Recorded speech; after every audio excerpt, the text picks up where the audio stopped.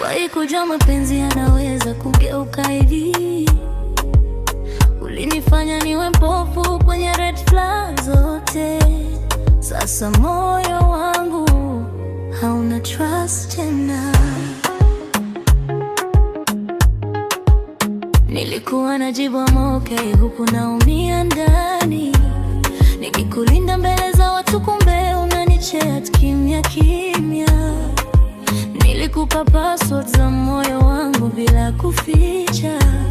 We ukatumia nafasi ya kunivunja taratibu.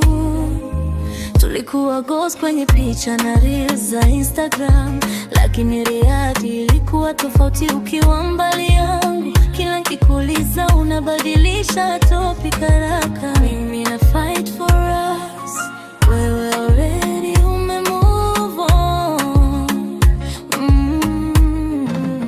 Na sasa nikiona love naona danger mbele yangu. Ulinifanya moyo wangu uwe na hofu ya kuamini tena.